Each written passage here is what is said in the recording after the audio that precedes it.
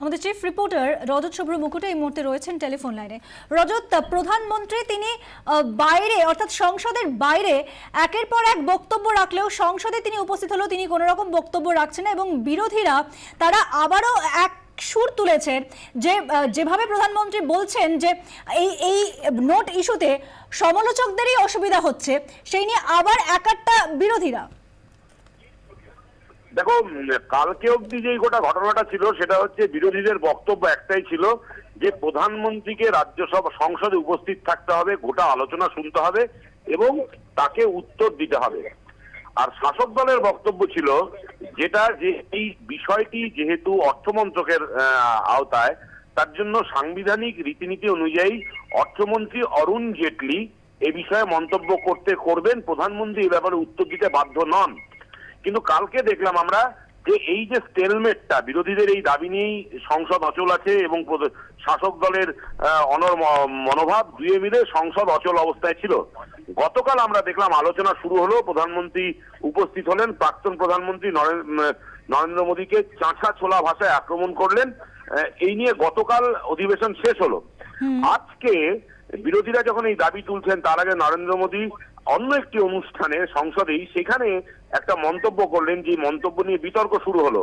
তিনি বললেন যে যারা এটার বিরোধিতা করছে, বিরোধীদের উদ্দেশ্যে তিনি বললেন যারা এটা সমালোচনা করছেন এই সিদ্ধান্তের, যে সরকার আগের থেকে যথেষ্ট প্রিপারেশন নেয়নি, তাদের সেটা বলা উদ্দেশ্য নয়। তাদের আসল উদ্দেশ্য হচ্ছে যে একটু যদি 72 ঘন্টা সময় তারা পেতেন তাহলে তারা নিজেদের গুছিয়ে নিতে পারতেন।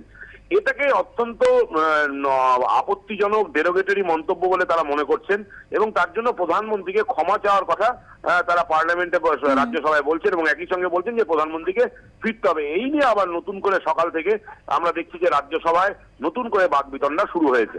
ধন্যবাদ রজত শুভ্র মুকুটে, আমাদের চিফ রিপোর্টার ছিলেন টেলিফোন লাইনে।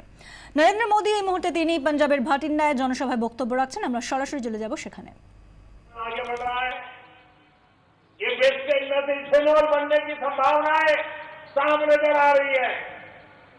भारत सरकार उस पर बड़ा तेजी से काम कर रही है। आने वाले दिनों में हमारे किसानों को उसका लाभ मिलेगा और जब लाभ मिलेगा तो पराली से भी पैसा आएगा।